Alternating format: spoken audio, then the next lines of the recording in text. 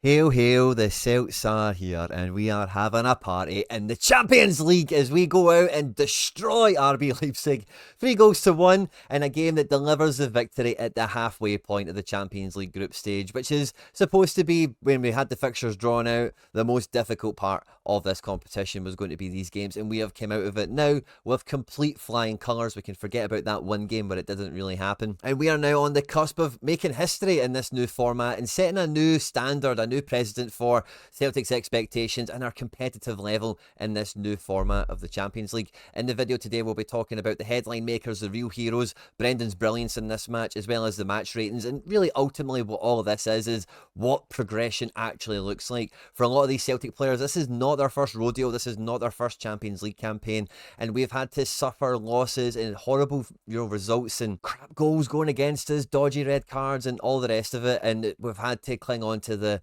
we're seeing some progression or we're getting progression, but it's all coming together at the right time. Also coming up on the channel, I went to the Celtic B match where Celtic ran out 3-2 victory over the RB Leipzig under-19s, or their B team, however you want to think of it. The last video we did that covered the Bratislava match done very well. You guys seem to enjoy it, so stay tuned on the channel for that. As well as earlier today, me and Josh went live to have a bit of a podcast to discuss, the aftermath of the game and just go over, how the night went and all the rest of it. So be sure to check all of that out, and if you haven't already, please do like and subscribe to the channel for more content like this. We are so close to 10,000 subscribers, and we cannot do that without your support. So if you enjoy the content you're seeing here on the channel, hit the subscribe button for more, turn the notification bell on to make sure you never miss it when it goes out there, and jump into the comment section in this one, guys, and tell me what is the takeaways, what is the aftertaste, the aftermath of that victory. What does it mean to you? What was it for you? And really from here, where do you think we can now kick on for? We'll have a little bit of a look of what's to come on this video, but with the international break just about to come after this Kilmarnock match, there's going to be dedicated content on the channel to that kind of thing. So we'll get into it in a deep dive in a future video. But yeah,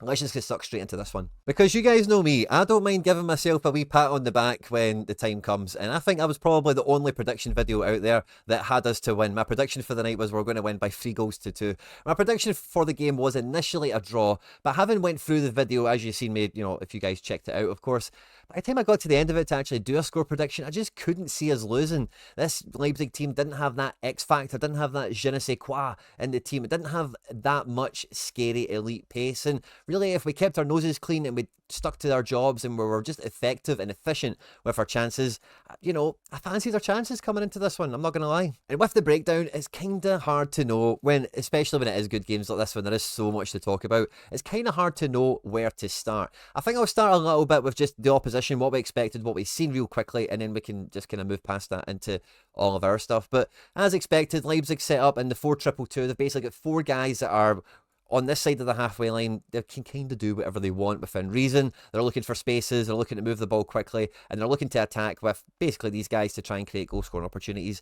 Equally, this boxing defence is responsible for defending this half, and we would have to be looking for spacing behind these players to try and create some of the openings to actually get some shots away against Pete the Wall, who, I don't know if he had a good game or not, probably would say he had a bad game, but a very formidable goalkeeper at this level that we shouldn't have been taking lightly, and I don't think we did.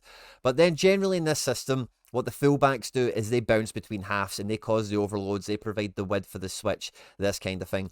But with them playing Ben Henriks in this game, he's much more of he has a right back and he can play centre mid. And I think we've seen a little bit of that from just the way his game went. Yeah, he was out on the line a few times, but it was very more often in this kind of inside channel. And that was going to make them really narrow as well as Gertruida, who we've seen play for Feyenoord against Celtic last year in the Champions League, who is a muscle of a defender.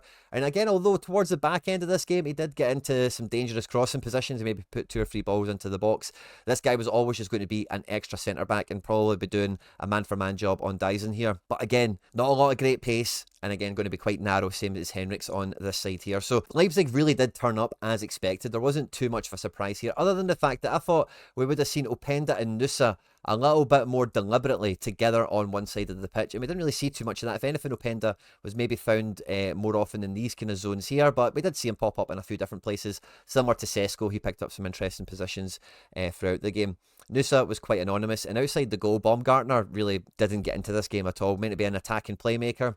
Never really seen anything of terrible note from him. And again, we'll talk about why that was the case. But the reason I wanted to start with that is because really the number one surprise or whatever to the team was Greg Taylor starting at left back. And for me, this was the the 1-inch punch. This was a special move that Celtic brought into this game, along with the midfield, which we'll talk about in a second, that really just from the first whistle really nullified Leipzig's normal pattern, the normal way that they try and create opportunities, create space, and create goal-scoring opportunities. Now, with Taylor being in this inverted fullback position coming inside here, with, fair enough, Nusa might have been taking some width, Hatate was quite capable out in this area of the pitch as well, but it just then meant, normally this system gives you a lot of strength in the centre ground, and really from the middle of the pitch is when you can make the most dangerous passes, and that was just never ever on for them. It never felt that they, and although they did get little periods in the match and all the rest of it, they never really sustained high quality possession where these guys were able to slice us open, and none of their players had our number. And for me, a big part of that was a lot of the positioning we were able to do because of the shift that Taylor had put into this inverted fullback role. And I wouldn't say I was calling out for Taylor to start the Atalanta game, but I was saying going into that, like, if he's fit and available and Brendan wants to call upon him, he's earned it. Every year, Greg Taylor's got better for me. I was saying earlier this year, before his injury, before Valley became flavour of the month, that, Taylor was on track to have his best season in the hoops. He looks better than ever. And, when players go through these seismic progression, go through chapters of their career, they need tested again, and the next time we have a top-tier opposition that comes to town that Taylor could play against, it only makes sense to play him and see, has he caught that, yard of space? Has he got that little bit stronger? And I feel that his game on those fronts was quite symptomatic of maybe the whole team in the first half, because I think we started the game really, really quick. Nobody really settled on possession. No one really dominated the early proceedings for me. But I did feel that, we were, you could tell we were at home. You could feel that we had a bit more in us to try and go forward and try and make something happen in those kind of opening stages. But maybe after that kind of 15-minute mark where everyone recognises that Leipzig did get a bit more possession in this game, for me it was just a little bit more, after they got that set piece, when they got like really close, the whole team grabbing each other's shirts, man to man, shoulder to shoulder, it felt like some of them realised, like, oh, I'm actually a lot stronger than this guy, or I'm actually a bit, maybe from open play, perhaps, like, I'm actually a little bit quicker than this guy that's marking me. So I felt like they just got a little bit more confidence to, like, maybe just put their shoulders out a little bit more, hold onto the ball for one pass or so more. But even at that, beyond the set pieces themselves, which they scored from, it didn't feel like there was too many real cut and thrust moments where you felt that, like, wow, we're under the cosh against a Champions League team and we really need to work hard here to get out of it. And really then from here, like, we've got Trusty, we've got Vickers, we've got Johnson. I think all of them individually really did basically their best version of what you would expect them to do in this sort of game. Win their 1v1s, give away fouls when it makes sense, clear the ball when it makes sense, make some great passes when they're on, and, in Alistair Johnson's case as well, like, go forward and support when appropriate. But for me, the midfield is really where the battleground is in this match. I thought Campbell was really busy for them, showed up in lots of areas of the pitch, and you wouldn't know he was 34 with the shift that he put in. And Haidara was quite effective at just stopping us in and around this area here. But with Taylor coming into this position here and us having this kind of three-man midfield in front of the back three here, it just gave a lot more licence to Arne Engels and McGregor to move with the ball up the pitch and help us keep possession a little bit higher up or win the ball back in different positions. And for me, we've seen exactly what I hoped to see. We've seen Hatate really given that free attacking midfielder role where he can be on any side of the pitch he wants. He's really going to be playing almost second forward, really close to Kyogo to make sure that, the press wasn't like always on. I don't think our press was mad aggressive, but we definitely went man for man. If they were going to play for it short, then jackpot. Let's go for it, boys. Let's have it. And when they were doing that, having Engels pick up these kind of positions and McGregor being quite close to Hatate, where you might have even argued at some points that McGregor was actually joining in, maybe not the actual press, but the advanced shape to kind of keep them kind of penned in. More so than Engels, you might say, at different stages is what I'm getting at here. Then if the ball did turn over, you've got Taylor in here, you've got Johnson, obviously, who was rather narrow because of just, it could be because of the way the team was, and then you've got the centre-backs doing their thing. But without Engels and McGregor being able to get into these positions here to make it just way stuffier for them and way harder for them to do anything really formidable in this match, was, again, really where a lot of the control was in this game. And when I was live with Josh earlier today, I was saying, like, I really struggled for the word, and I still am, like, how I feel like a chokehold, like a strangle lock kind of thing. Like, we really had them, even at 1-0 down. At 1-0 down, we've not gotten control of the game state. We're losing the match, they're winning, they really need the 3 points as well. And the first goal comes from Engels being able to have that freedom to pick up a little pocket out here in the wide right. And as he's being closed down, he just plays a great ball. Nice, lovely little flick on the outside of the boot. into Nicholas Kuhn, and then he follows on forward. He's allowed to go forth and attack as well. He almost gets in Nicholas Kuhn's way a little bit, but he does put the defenders on the back foot. He does take a man with him with the run that buys that little bit of space for Kuhn to zip the ball in from, round about here right into the top bag. And what a goal. And the great thing, like, I've seen lots of Celtic Champions League goals at home. I've seen us beat teams at home throughout my youth, as it were. And some of our goals have been nice, don't get me wrong, but that is top tier, top shelf. And really one of my overriding sentiments of this game is that we looked like a Champions League team. And what that means to me is, like, I've went years and years of watching Champions League highlights and seeing teams of lesser means than us score nice goals, at least like win a match or two here or there when we have really been in the mire, we've been really struggling with it. So seeing that goal go in, it just felt like absolutely amazing. You could hear the noise. Unfortunately, I wasn't at this game, but you could really hear it. I had the TV on max volume. The place erupts, everything goes off, and really this shape and this tactics that Brendan Rodgers has had us playing in this game, and really the different positions we've been able to stop Leipzig from adopting. With that goal, the balance of play, even though it's back to being one each, it really does feel like we are winning this game, and Leipzig are really out of their depth here. Like I said in my preview, if you took our whole team and put it into the Bundesliga, like at home versus Leipzig, this team wouldn't be like Leipzig resounding favourites. This would be a really tough game, and at one each, that's certainly the tempo it felt like. It felt like we were on the same level, like not domestically obviously because it's a Champions League, but in terms of just the state of play, you couldn't tell what team was from what division, if that makes sense.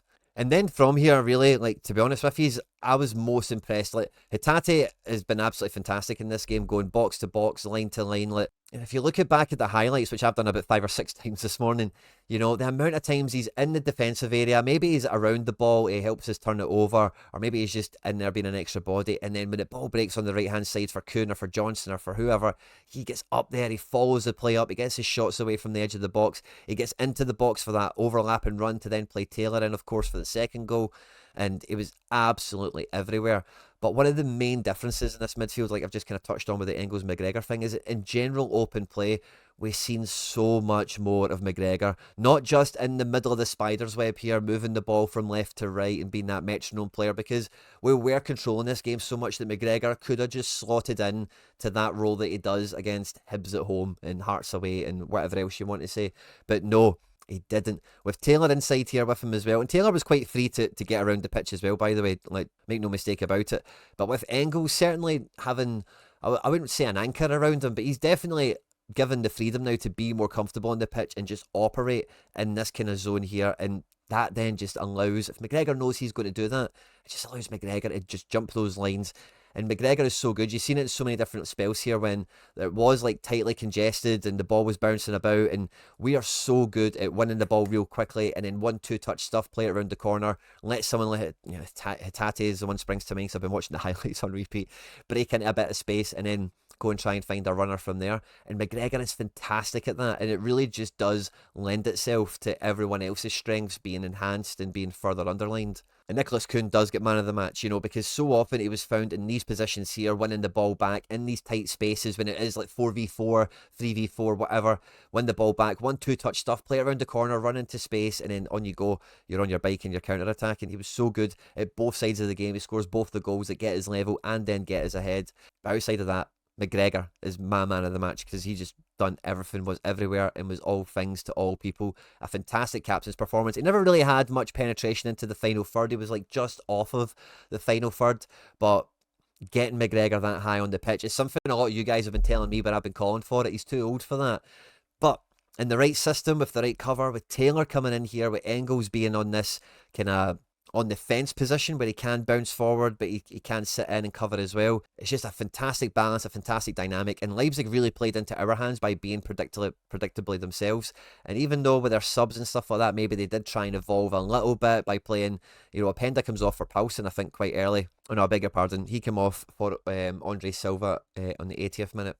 But when they made their subs and brought on Poulsen for Sesko and Elmas for Nusa, they took off their last bit of, real pace for me. Yes, Openda's still on the pitch, but Poulsen, is an experienced, Bundesliga level professional. He's done some good things. He's played in the Champions League semi-final as well. But he's, not a worry for the likes of Trusty, Vickers, and obviously Scales that eventually comes on. And Elmas, who's decent, isn't a Nusa. He's not that kind of frightening, fast kind of winger who, I don't even think that Nusa really showed up. But again, that just really played into our hands to play the shape that we were in. And this is the first kind of element of where I think Brendan Rodgers' brilliance really shone in this match. Because at this time, he takes off Engels for Bernardo, which I was so happy to see. Not so happy to see Engels go off, but happy to see we are keeping with the same tactics. We're keeping with the same formation, even though we're winning 2-1 and they're going to really come out and really go at us. We're not going to take off Hatate for Bernardo and then just be deep and, try and see the game out, and we're winning 2-1 and let's be happy with that. We take off Engels for Bernardo, which is a very like-for-like replacement. And Bernardo did fantastic when he came on. I thought, he really did, fulfill the role that was required of him on the night absolutely fantastically. Still allowed McGregor to go forward, but because he had a bit more legs, he's fresher in the game.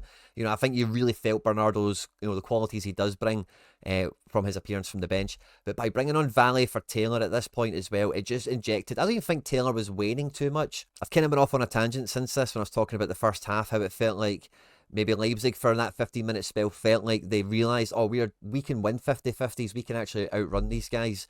After we clicked back into gear, and that didn't become important anymore because we actually have pace that they couldn't deal with, because we actually had a tactical plan that they couldn't handle, and because we had this energy and this tactical genius in the midfield, they couldn't create any openings. It was really when, it felt like you could see their ideas just absolutely disappear, and that was kind of leading up to the first goal that we got. I thought that we were quite confident and it was coming, and when it came and how amazing it was absolute cherry on top of the cake stuff. So I kind of went off on a bit of a tangent without finishing that thought, so thanks for bearing with me. So I don't think Taylor was particularly tiring at this juncture of the game, but Valley 1000% adds in like a full bar of energy into this situation. And with Nusa coming off for Ilmas as well, it just felt that Valley straight away was getting right in amongst it, and he was popping up. He was doing that inverted role as well, but he's got that pace, he's got that kind of defensive qualities that we've seen from him already in his Celtic performances so far. And it felt like, again, that was just timed very, very well. And just at the same time that they took pace out of the game, we've put more pace into the game. And again, Bernardo maybe to a lesser extent, because between him and Engels, neither one of them is like lightning, of course. But it felt like Valley coming on really did just put an extra kind of rocket into our team, an extra real bit of pace that meant, even though as Gertrude in the second half did get a bit higher, it did just feel like we could just get right in behind right quickly on this left-hand side, and it wasn't all about the right, because the left did feel a little bit abandoned. And that's kind of the way it's been recently, where we do really focus on the right, and we want Daizen Maeda to come into the back post to be that second forward, which we've seen some great elements of again in this game. But keeping Hatate on, and we said this recently on the channel, he got 90 minutes. I forget which game it was precisely now as I'm speaking to you, but Hatate for a long time as a Celtic player has been a 60-70 minute guy, and he's not going to reach his final form, he's not going to fulfill his absolute potential if he can't get to being a 90-minute guy. And it's not just being a 90-minute guy and like managing your minutes and taking your breather, it's being him. It's being this offensive press and attacking midfielder, it's being this guy that gets back in, turns the ball over, wins it in tight spaces, and then can go forward and support again thereafter. And by keeping him on, as Leipzig had to try and push and go higher and higher, it just always stopped them from really overcommitting. It really, at no point did we ever get camped into our box and we felt that the whole team that we had was really, really deep or struggling to get into the game. So I thought that was absolute genius from Brendan to bring on Bernardo for Engels and to do Valley for Taylor. And it's that energy from Hatate that brings the third goal, which is at that point you felt not quite, because it's still Celtic, it's still Europe, you still need to get over the line before you totally start counting those chickens. But at 3-1, the way that goal went in, the state of play, and again, this is the thing everyone's so impressed by, is the way we played and how convincing we were, because we're missing chances all over the place. Daizen Maeda skied one or two over the bar, Kyogo's not been on for a run once or twice. There was some opportunities here that could have made this game even more comfortable. We really could have blown Leipzig away here. But it's Hatate's energy to be in the right place at the right time, following up alongside Kyogo, who's just not really getting there to the ball. And when it does land to Hatate, after Alistair fucking Johnson gets up for the overlap and delivers that cross across the box that Galashi stops. So again, Johnson you know, you could heap a lot of praise on for how good he was at getting up and down the pitch, and that really did epitomise everything Alistair Johnson's been over the last couple of weeks. Sadly, it wasn't like a proper cross, but it went to Hatate for the shot, so he won't get credited with the assist, but his energy, his endeavour up the line certainly helped make that happen, made it happen. And Hatate's celebrations after the goal, honestly, they were just absolute peak for me. You can tell he's been waiting forever for that Champions League goal to come, for his progression, his Celtic career, to have that, you know, Champions League goal, that winning victory at Celtic Park, to really, you know, give you something to show for everything that you've been doing at the club, you know. Shinsuke Nakamura here, which, you know, all the Japanese lads are on the record as saying they've obviously watched when they were growing up and all the rest of it. That was his bag, was, you know, free kicks against Man United and, you know, whatever else as well. And, you know, you've really seen the real joy on Hatate's face and just how much it meant to him. And similarly to some other players that we've seen hit real big milestones, real big progression points in their Celtic career previously, like Daizen Maeda once or twice, probably Nicholas Kuhn in recent weeks, and formerly some other players who are no longer with us through transfers. You then, after these moments, see they're a much closer version of their best self, their final self, as it were. You know, they're fulfilling their potential. And I really do hope that this is a big moment for Hatate. I think all the other Champions League campaigns, he's came out of it better. I distinctly remember watching him against Real Madrid, and he was man for man with Modric, and it felt like proper Jedi and Padawan kind of stuff, you know. And, you know, was it like a Luka Modric performance from Hatate? I would probably say it was, to be honest. And then as the final substitutions for Leipzig, and the last couple for us that are made, is really when we click into trusty the process, you know, Brendan's squad, everything that's really coming together. Because honestly, one of the things you hate doing, or you hate seeing in football, is centre-backs getting subbed in the middle of like a high pressure situation, a high octane event. And Scales coming on for Carter Vickers, I think, you know, we kind of knew that might happen in this game, and you're just always hoping that the defender coming off the bench doesn't get caught cold, or some of the forwards that are on the pitch maybe sneak a trick off them or something like that. But Scales come on, did absolutely brilliantly. But the big headline at this stage is Yang coming on for Kuhn. And now I've been on the record on the channel for a fair while saying, like, you know, what Yang is missing, he can get, you know, to be a Celtic player, to be a first team contributor, as it were. Whereas like Lewis Palma, what he's not got, it's kind of hard to see if he can bridge that gap, if he can make up for his deficiencies, as it were. And Yang honestly must have just grabbed this opportunity with both hands. I think everyone was quite surprised. You know, I was definitely surprised with how well he done, of course, but his energy, his directness, he's very attack minded, very much like, if I'm on the ball, I'm going forward, I'm going to run at you, and I'm going to try and twist and turn and all the rest of it. And he just kept up this exact kind of strategy going all the way to the end. We weren't going to give them an inch at the end of the match to make it 3-2, the scoreline I'd predicted, and then maybe make the last 10 minutes, last 5 minutes, whatever, nervy. We were going to keep up with some real threatening pace that are there like, wow, if we lose the ball, this guy is going to fly up the pitch. That Valley kid could do the same as well. And then we've seen these guys in the middle of the pitch, how quick they all are. So even though they really need to go for it, you know, Silva and Poulsen just getting themselves onto the centre-backs and just trying to be both two big forwards. Drago trying to give in some pace, with the rest of the midfield really just moving up the pitch and them really having to throw themselves at it more and more. We just held that tactical nerve. We didn't bow to, let's just get over the line now, even at 3-1. Now, maybe the Scales Vickers one, you can maybe say that is the case, because Vickers was maybe running on E, just coming back from his just after coming back from his injury. And Kuhn's minutes have been managed in the last week or so maybe that had to happen as well. But the actual selection of the players coming off the bench is just brilliant for me from all positions. Maybe the Scales one is the least underwhelming because it's centre-back for centre-back. And then when Ida came on at the end of the game, like I remember very vividly looking at Brendan Rodgers on the touchline with him talking about, like, bring it down to feet and then go. You could actually see him saying that to him on the touchline. I was like, oh, I'm really interested to see how to the letter this might pan out. And, you know, I think he had a few failed attempts in this one. I don't think he really made an impact on this game the way he would have liked. But when he does come on at 3-1 up with the tempo that we've now got with Yang, a few opportunities getting created. Bernardo played a few whizzing balls up the line as well, by the way. He looked very, very good at getting the ball through the lines and getting it forward, which is something I've normally kind of held against him as a criticism. And we've still got Hatate on the pitch for the 90 minutes doing the box-to-box run, supporting the forwards.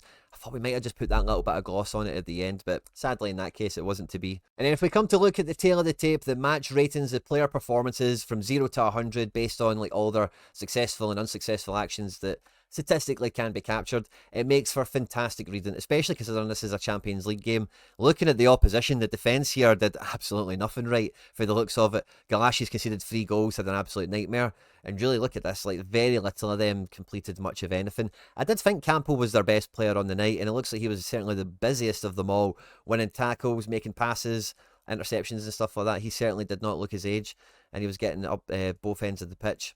And I think that kind of shows there, doesn't it? But Kasper Schmeichel, potentially one of the unsung heroes on the night, made 2 formidable saves, 1 from inside the box, made 2 punches, 3 diving saves on top of that as well.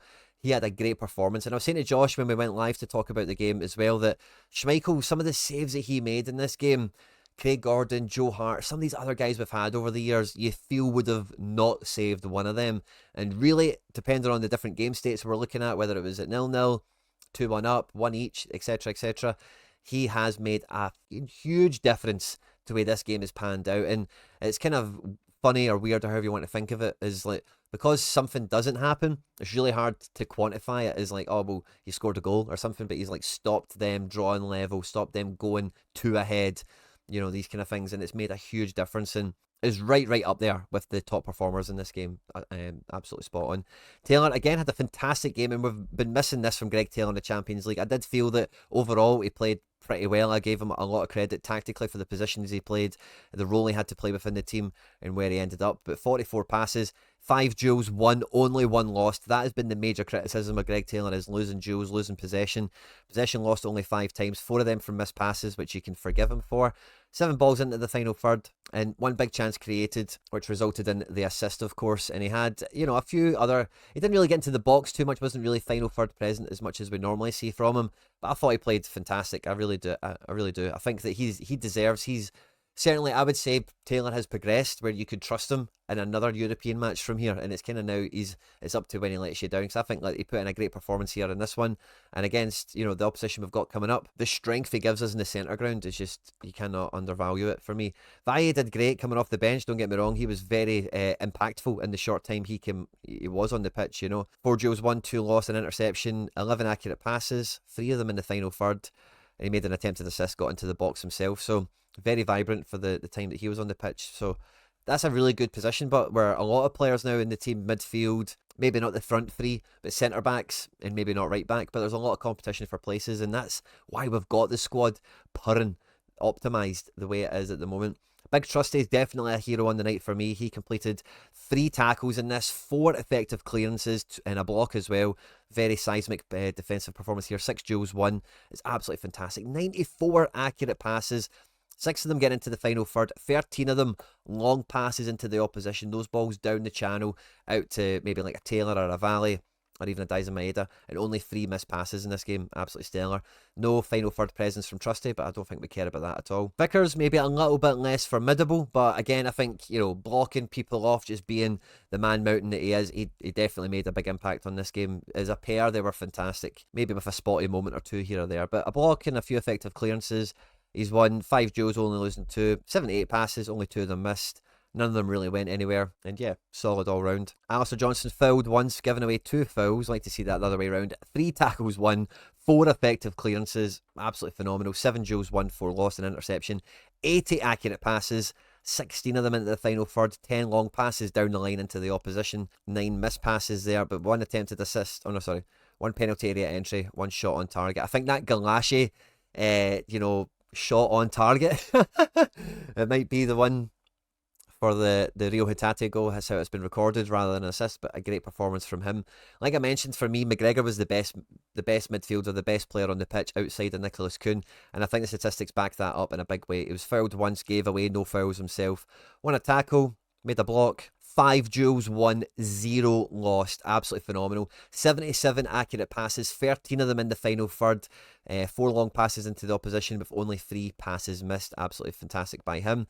1 contest won, 1 attempted assist. So like I mentioned in the tactics board stuff, he never really got all the way into the final third, but his actual positioning in terms of the, you know, the trap for the press or the playing out from the back that Leipzig were trying to do, you can't really capture that statistically. Engels with a fantastic game, rated 77.9 out of 100. 1 foul for and against. an effective clearance and a block. 3 duels won, 1 lost, an interception. He's obviously got his assist, but 32 accurate passes, 11 of them in the final third. And he was taking set pieces as well, so 4 of his corners got into the box and resulted in what's been statistically captured as an attempted assist, a shot, an effort on target or thereabouts. Rio Hatate fouled once and gave away a foul himself. 1 a tackle, 3 effective clearances, and maybe some of the clearances you're maybe like, Hatate, you didn't need to do that, but hey, if in doubt, get it out. 5 duels won, but he's also lost 5 duels, which is a bit unfortunate in that regard. But 41 accurate passes, 12 of them in the final third, 8 missed passes on this one for him. 5 penalty area entries, 1 attempted assist, 2 dribbles, 1 where he's like done a guy, went on the dribble, took them out, and 2 shots on target with obviously his goal, and then that shot from the edge of the box, Hatate, a huge winner in this one. And like Dyson, no big chance missed because he's fresh air kicked that one. And the one from the edge of the box is a shot off target. It wasn't a big chance by all accounts, although I think we would agree it is certainly a chance he should have been burying. Not too many actual statistics captured from Maeda. Error led to shot. He's captured for that. And with Kyogo the same. They just didn't really actually have anything going for them in this game. Kyogo with 2 contests. 1, we did see him driving up the pitch in certain moments and certainly looked very dangerous when he done so. Hopefully see more of that. But again, outside of that, both the other forwards didn't really have much going on. It was all about Nicholas Kuhn, who in this match did do it all. I was waiting to see some defensive statistics there, but they don't really back that up. But it certainly did feel like he was going in all areas of the pitch to win the ball back. 25 accurate passes, 10 of them in the final third. 6 duels won, 4 duels won, 6 lost, 7 missed passes. 3 contests won, so 3 dribbles where he's taking a man out. 2 shots on target with the goals. 2 attempted assists as well. Absolutely phenomenal performance out of him. 83.5 out of 100. And I think, by the way, it's worth noting, Carter Vickers finished on 46. Liam Scales off the bench finished on a 48 rating. Now, coming off the bench, he won a tackle. 3 duels won with only 1 loss and interception. And the pass count there isn't too bad considering the minutes he was on the pitch here. But Big Scales certainly held himself in good enough repute, good enough regard. Yang got himself 2 penalty area entries, a 1 contest as well with a dribble that we've seen. 2 duels won, an interception. 13 accurate passes, 9 of them were in the final third, only 1 missed pass. Good wee rating, good wee performance from him that he can take a lot of confidence from and hopefully build upon going forward. And statistically, I think Bernardo's been hard done by here. 1 attempted assist, 5 penalty area entries. He did take corners when he came on as well. But yeah, no duels won, no interceptions or tackles. I think that's a bit rubbish on ye old Pong O Bernardo. There's not a loser in the game. Honestly, everyone absolutely played their socks off. Everyone absolutely delivered when called upon. And now we're 4 games in. We have got 7 points on the board. We're sitting in 13th. And when I did my prediction on the channel, I had us on 4 points at this stage with us drawing against Leipzig and of course beating Bratislava. So to be on 7 points now is nothing short of absolutely monumental, potentially historic progression that we've made so far in this competition, because the remaining fixtures, we would expect them to be the games that we normally do a little bit better in, but they do have banana skin peel potential, if I can say that. It's a bit of a tongue twister. So we can't go count our chickens before they hatch. We still need to go into those games 1 game at a time, play for the opponent, play the occasion, play the match, all those cliches of course, and make sure we get the job done. Because looking at really the top, we're on 7 points. Dortmund in 4th, who obviously spanked us pretty hard, are on 9 points in 4th. There's still some games to go tonight as well as at point of recording, so maybe this will change a little bit more. Some of these dizzy dreams of finishing right high in this table, is it a big stretch of the imagination? We just need to, stay true to the course, keep our heads down, trust in Brendan, because even though maybe the faux pas of Dortmund or how well we didn't do in there got us all a bit worried, the development that we've seen from him, the team, tactically, the whole squad, the level they're all performing to, and everything we've seen in this game here, everything is trending in the right direction. We're starting to see those results coming thick and fast. And sitting here now, this is how it feels to be Celtic, a proper European level team where no one is happy coming to paradise. I said this on the stream with Josh, but I've been listening to all the great Celtic fan media that's out there. Celtic Fan TV, Ryan118, Axom. I'm trying to think of everyone I went through, Boise Bus, you name it. And I think it was Ryan that might have highlighted it. It might have been Celtic Fan TV, but we've beat Leipzig at home. We beat Bratislava at home. We beat Feyenoord at home. And then, Lazio, we could have done better in. But drawing with Atletico Madrid, you can definitely pull some confidence from that. Fortress Paradise is almost fully reinstated. And if we can win all our games at home in this group stage, we're then going to finish on 13 points. 13 points gets you dreaming of squeaking into that top 8. Never mind getting something away at Zagreb. Villa, let's just have that as a party for the end of it. Like I mentioned, we'll do a more thorough breakdown on the channel for this Champions League. You know, what's left to be done, who are our opponents, what do we need to do, that sort of thing throughout the international break. The next test for us, of course, but is Kilmarnock. And as I look at how the tactics board is being left after this Leipzig video, would I be surprised? Maybe Bernardo I'd be surprised by, but would I be surprised by this starting lineup? Playing Kilmarnock perhaps at the weekend. Interesting. We'll be back to preview the Kilmarnock game as well, of course. Don't forget to hit the subscribe button if you enjoyed the video, of course. Hit the like button if at any point you did laugh, learn, or like something or whatever, I don't know. Like I said at the beginning of the video, it's hard to structure these videos and know like how to hit on every point you want to get across and make sure you don't miss anything out. So thanks to everyone who did watch all the way to the end. So thank you, I really do appreciate it. On screen there now some other stuff that we've made that YouTube thinks you might enjoy. Don't forget to get into the comment section on this one. I'm sure it's going to be fire. Hail, hail, moan the hoops.